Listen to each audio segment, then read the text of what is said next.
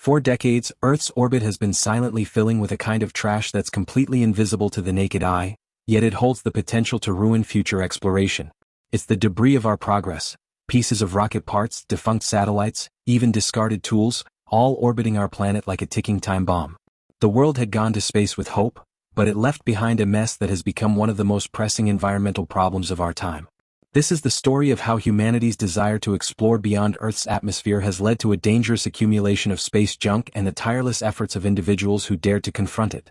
It began in the 1950s when the world's superpowers first set their sights on the stars. Space exploration was a race, and whoever could lead the charge into the unknown would dominate the next era of scientific advancement.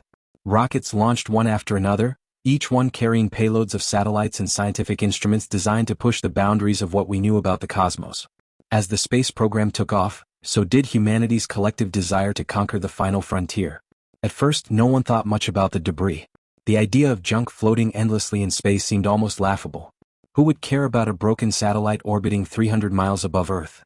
Surely, there was enough room up there for all the technology we would send into the stars.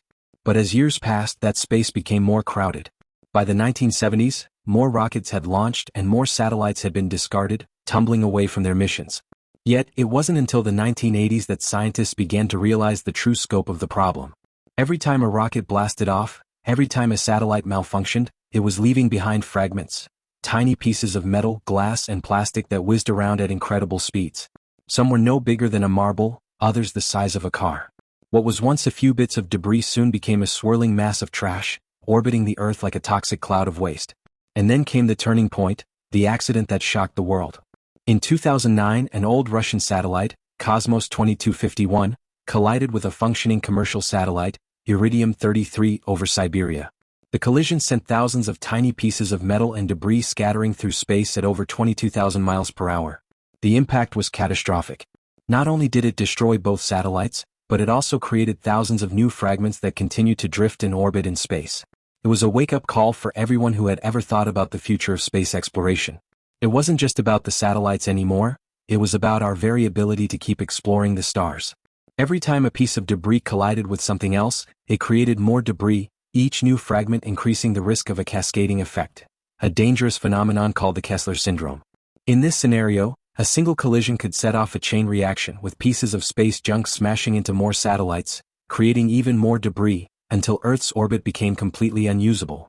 The dream of space exploration, so carefully nurtured by humanity for decades, was now in jeopardy. But this was not a story of defeat. This was also the story of hope, resilience, and innovation. Amid the rising panic and uncertainty, a few individuals refused to sit idly by. They believed that we could still save space, and that humanity's future beyond Earth was worth fighting for. One of these individuals was Dr. Danielle M.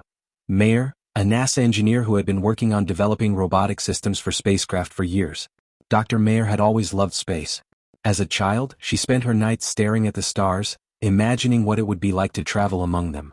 But now, as an adult, she faced the harsh reality that the very space she loved was being choked by the debris of human ingenuity. She was determined to do something about it. In 2015, Dr. Mayer became one of the leading engineers behind NASA's groundbreaking mission to deal with the growing debris problem. The goal was to develop a spacecraft that could capture and remove space junk, preventing further collisions and eventually clearing Earth's orbit. It was a bold and risky mission, requiring both ingenuity and courage. If successful, it could change the course of space exploration forever. The project was called the Remove Debris Mission, and it involved launching a series of new robotic tools designed to collect debris in space. One of these tools was a harpoon, which would capture large pieces of space junk and pull them into a controlled re-entry into the Earth's atmosphere, where they would burn up harmlessly. Another tool was a net designed to capture smaller debris and bring it down safely. It was a race against time. If they didn't act fast, the space environment would only get more hazardous. But Dr. Mayer faced opposition from every corner. Funding for space exploration had always been scarce, and the government wasn't sure that cleaning up space was a priority. Critics pointed out that space debris was a problem for the future, not the present, and that it would be better to focus on new satellites and technology instead of trying to clean up a mess that wasn't directly affecting the average person. Some argued that there was simply too much debris to remove, and that the cost of the project outweighed the potential benefits. But Dr. Mayer refused to back down. She believed that the safety of future missions and the preservation of space were worth every penny. After years of tireless work, her team finally secured the funding they needed, and the Remove Debris spacecraft was launched into orbit in 2018. The world watched in anticipation as the spacecraft deployed its robotic systems and attempted to capture and remove space junk. The results were astounding. It was the first-ever demonstration of space debris removal technology, and it proved that the task was not only possible but also achievable. Dr. Mayer and her team had succeeded in clearing space one piece at a time. Their success sparked a wave of innovation in the space industry. Other countries and private companies began to see the potential for cleaning up space, and they too launched their own missions to combat the growing threat of debris. The concept of space trash collection became a global priority, and governments began to set up new regulations for space missions, ensuring that satellites and rockets were designed with cleanup in mind. But even as these efforts began to gain momentum, Dr. Mayer knew that the battle wasn't over. Space was still filling up with debris and there was still much more to be done. She believed that the key to solving the space junk problem lay in a combination of innovation, international collaboration, and a deep sense of responsibility. One of her most powerful moments came when she spoke at a United Nations summit on space exploration. She addressed a room full of world leaders, industry experts, and astronauts, and passionately urged them to join forces in the fight against space debris. "We have the technology, the talent, and the tools," she said. "But what we need is the will to act. We cannot afford to ignore this problem any longer. The future of space exploration depends on it." Her words resonated with many in the room.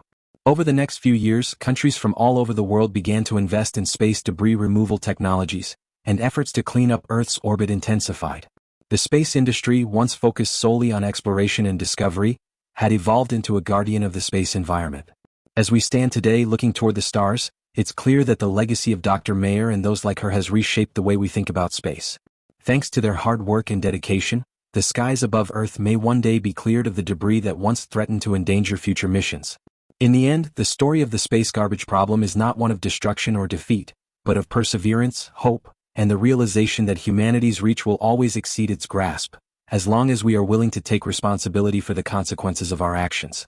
As we continue to explore the stars, let us remember the lessons learned here on Earth, and strive to protect the space we've worked so hard to reach.